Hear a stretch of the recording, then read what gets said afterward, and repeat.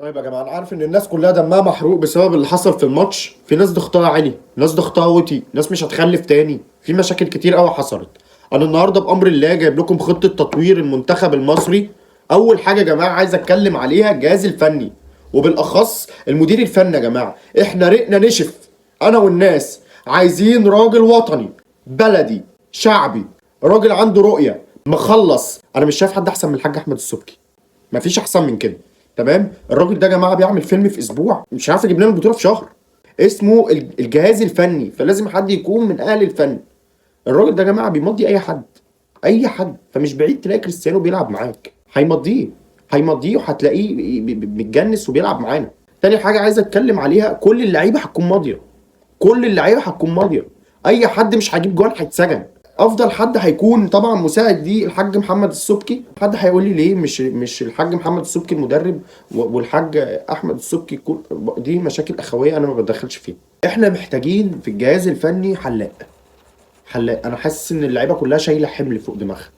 طبعا المذيع عمال يقول لك عشان الرطوبه عشان الرطوبه، لا هو حمل. وانا مش عجباني دماغكم. تقريبا في كوت ديفوار كلها ما فيهاش حلاق، اللعيبه كلها مربيه شعرها. فطبعا احنا محتاجين حلاق. هنتكلم عن المستوى البدني، والمستوى البدني رايح في 60 داهيه. انا برشح ان احنا ناخد اوميجا 3 وبي 12 وبي 12، وناخد حقنه كل 3 ايام مع معلقتين عسل، ونختم برضعه الاسد. او نكلم خبير في التغذيه وهو الحاج ناصر البرنس. الحاج ناصر البرنس يا جماعه هو احسن واحد عليه طشه ملوخيه جامده جدا. تخيل مصطفى محمد كده اكل طاجن عكاوي، هيعمل ايه في الحارس؟ انت فاهم ازاي؟ فالحاج ناصر بصراحه انا ارشحه خبير تغذيه. هننقل على اللعيبه، ومعانا اول لعيب ابو جبل. ابو جبل بعد اذنك ممكن تسيب الازازه وتكلمني؟ ماشي، ده يميني وده شمالي، تعرف تعمل كده؟ بالنسبة للاتنين المساكين حجازي وعبد المنعم، أنا حاسس إن أنتوا محتاجين تفهموا بعض، تحبوا بعض، تتكلموا مع بعض. معانا محمد هاني باك يمين. يعني محمد هاني في ناس كتيرة جدا بتقول إن هو لعيب ناشئ لعيب ناشئ لعيب ناشئ. إحنا اكتشفنا النهاردة إن هو عنده 30 سنة. يعني هو هيبقى محترف إمتى؟ يعني لما يطلع على 60 ياخد معاش يبقى اسمه راجل خبرة. ومعانا عمر كمال يا جماعة. بالنسبة لعمر كمال، أنت شاطر قوي في الغنى، شاطر قوي في الغنى. فانا من وجهة نظري تسيبك من الكوره وتركز في الغنى، تمام، وتعمل اغنيه مع عصام صاصا عشان أنا بحبه بصراحه. الجبهه الشمال، فاحنا محتاجين باك شمال يكون شمال يعني، لا يكون عيل شمال بجد يا جماعه، ما بيلعبش نضيف ابدا.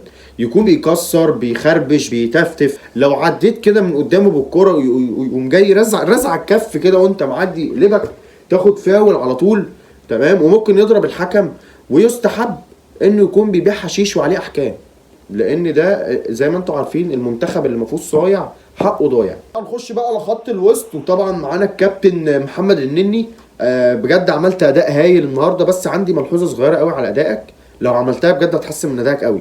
يعني انت بس محتاج تعرف تشوط، تعرف تبازي صح، تعرف تلعب عرضيات، تعرف ترقص، تعرف تستلم الكوره. غير كده انت بجد من افضل اللعيبه عندنا في المنتخب. اتكلم على محمود حماده، وعايز اناشد بقى الكوتش روي فيتوريا. حضرتك مش شايف العيال عامله ازاي؟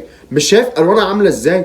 يعني عندك ويصه وهيصه ومفاسه وعيال اصلا شكلها بتاع الدكن، راح تجيب لي محمود حماده، والمذيع عمال يقول لي محمود حماده محمود حماده، وفي اول كره طلع محمود حديده.